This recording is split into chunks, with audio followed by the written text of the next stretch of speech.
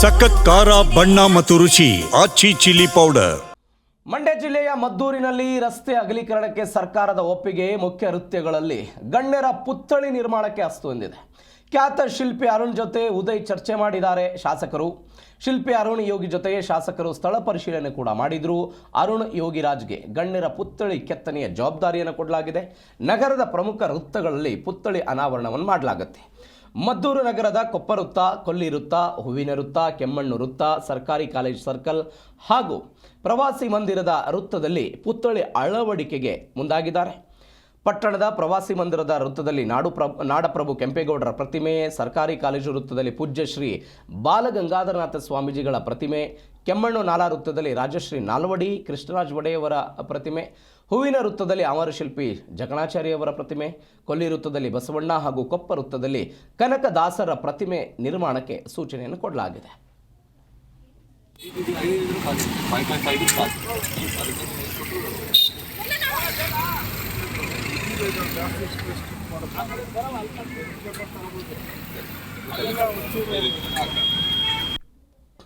ಎಲ್ಲರೂ ಬಹಳ ಪ್ರೀತಿಯಿಂದ ಆಸಕ್ತಿಯಿಂದ ಈ ಒಂದು ಕೆಲಸ ಮಾಡಬೇಕು ಅಂತೇಳಿ ನಮ್ಮನ್ನು ಕರೆಸಿದ್ದಾರೆ. ಅವರಿಗೆ ಧನ್ಯವಾದಗಳನ್ನು ತಿಳಿಸ್ತೇನೆ.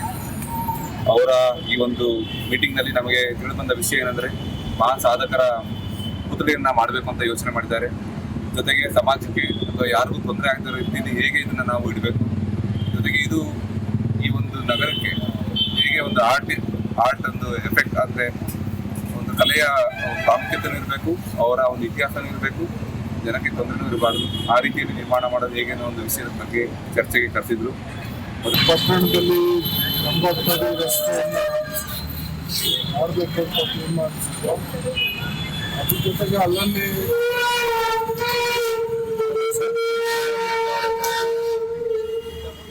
ಸರ್ಕಲ್ಗಳಲ್ಲಿ ಪ್ರಮುಖ ವ್ಯಕ್ತಿಗಳ ಒಂದು ಪುತ್ಥಳಿ, ಸ್ಟ್ಯಾಚು, ಸರ್ಕಲ್ಗಳನ್ನ ಒಂದು ನಿರ್ಮಾಣ ಮಾಡೋದಕ್ಕೋಸ್ಕರ ಈಗಾಗಲೇ ನಾವು ನಗರಸಭೆಯಲ್ಲಿ ರೆಸಲ್ಯೂಷನ್ ಕೂಡ ಮಾಡ್ಕೊಂಡಿದ್ವಿ. ಇವತ್ತು ಈಗಾಗಲೇ ಕೊಪ್ಪ ಸರ್ಕಲ್ ಕನಕದಾಸರ ವೃತ್ತ ಮತ್ತು ಅವರ ಒಂದು ಪುತ್ಥಳಿಯನ್ನು